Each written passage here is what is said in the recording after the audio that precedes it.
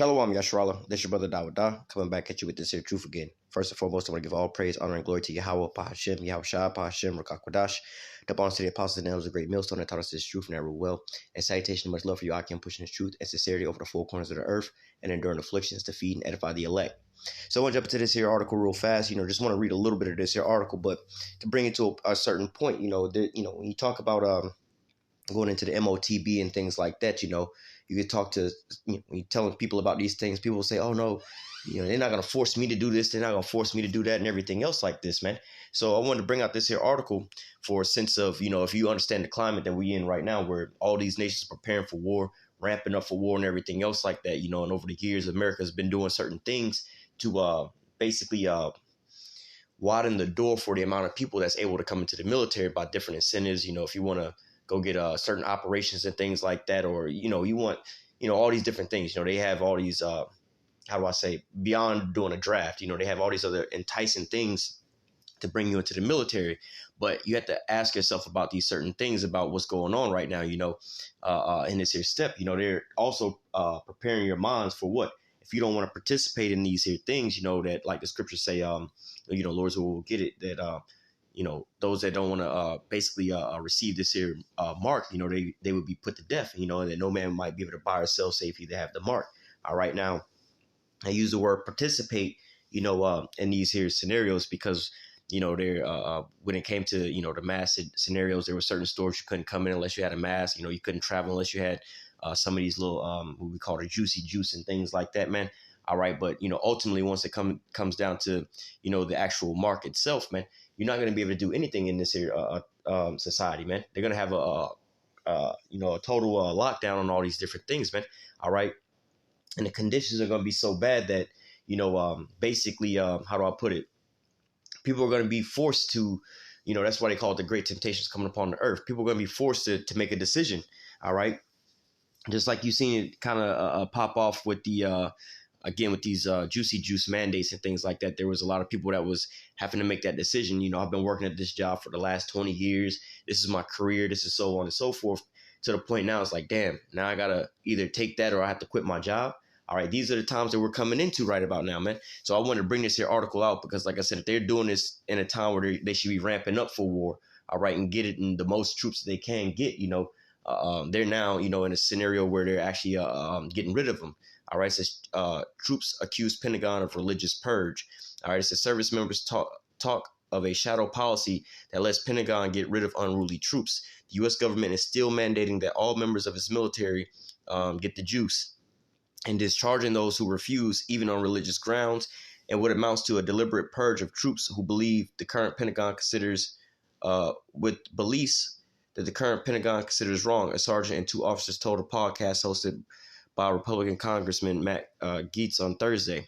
Now, this is pretty much one of the points. I'm going to read a little bit more of this, but the fact of the matter is, over this here scenario, all right, they're getting rid of these troops. So just think about it. If they're willing to get rid of their troops in a time of so-called war, how much more are you? You are what they call a so-called useless eater out here. You may live off the governmental support, or you may just be how they call it, a pest to society or whatever. You just sit back and eating Doritos and Taco Bell and everything else like that, man. And they don't mind getting rid of you, man, because at the end all be all, you're costing them money. All right, you're not a so-called how do they say not to say a good provider to society, but you don't really put forth anything to this society. They're looking at you as like, well, what good are you to the society if, in this scenario, if you don't want to go to war, or if you don't want to listen to us first and foremost and go to war for us and fight for us, then you pretty much, what good are you to us, man? All right, so you got to get the hell up out of here, man.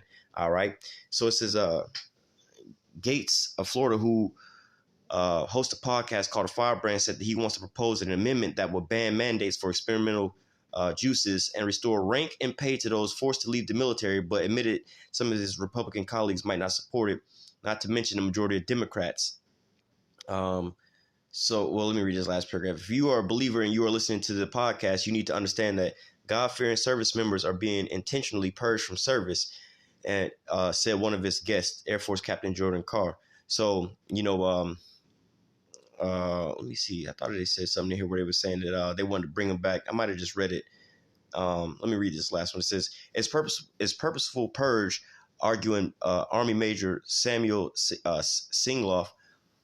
Anyone who would disobey an unlawful order is being purged out of the military, he added, alleging that there's a shadow policy in place to protect the leadership doing this. And now, like I said, just replace, these are the military men and everything else like that. Replace that with just the regular everyday citizen. If you don't want to, partake in these scenarios, hey, we're going to purge you up out of society, man. All right. But I thought there was a place up here where they said they wanted to, oh yeah, restore the rank and pay for those who was forced to leave the military. That was the other point I wanted to make on, as far as because these people aren't, if they basically get thrown out and they don't get their rank and pay. Let's say, a lot of the times I think it's in the army. If you serve 20 years in the army, you get pretty much you could retire where you get paid the rest of your life, man. And so now, if you want to be in there after those 20 years and you just want to leave, they're not paying you for these things, man. So you pretty much shit out of luck, man. You got to go back into the so-called regular working force and everything else like that and start from the bottom. But nevertheless, here's the scripture I wanted to grab out here in Revelation 3:10. It says, because thou hast kept the word of my patience, I will also keep thee from the hour of temptation, which shall come upon all the world to try them that dwell upon the earth. All right. And as you see, how they're starting out and how they're purging these people from the society of the military, if they don't want to partake in these things, how much more the rest of the society they're going to start purging out if they don't want to partake in these things, man. All right, let's go into this here word temptation. It says all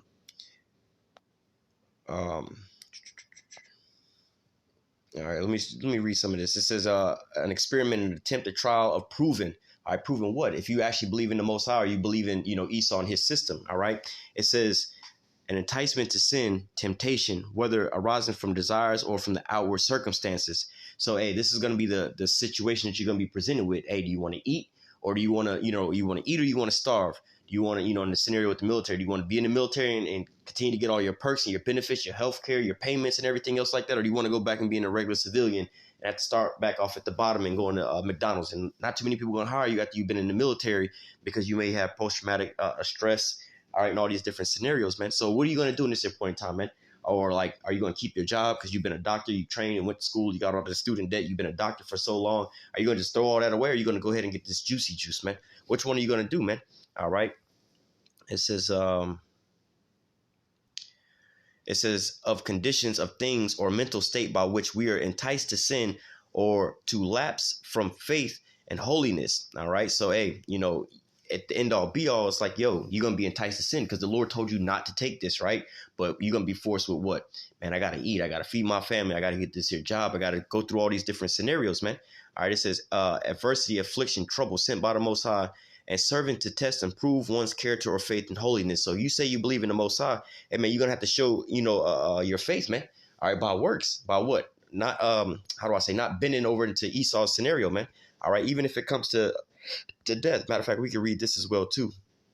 Revelation 2:10, it says, fear none of those things which thou shalt suffer.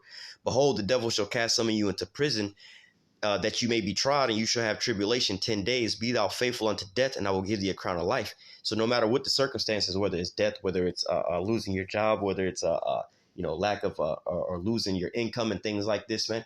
All right, hey, don't worry about none of these things, man. This is the ultimate trial, the ultimate test of your faith to see if you actually believe in the Most High or not, man. All right, you have some of these people that are put it, they have it in their mind in the military, man. I didn't sacrifice my life for this military and everything else like that. But hey, they showing you full blown. You didn't sacrifice your life unto them, bent over backwards and gave them your all. But then at the end all be all, they want to put something inside of you that you don't agree with, and they ready to just throw you overboard at the drop of a dime. But guess what? The Most High ain't like that, man. The scriptures say the Lord is not. Let me not screw it up.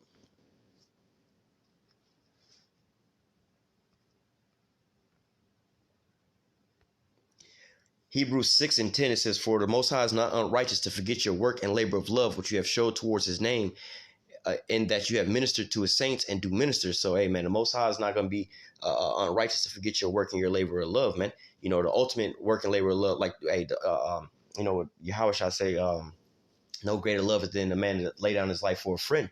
All right. So ultimately, hey, man, you have to be faithful unto death in this here scenario, man. All right, let me go into Revelation 13. We'll close it out here.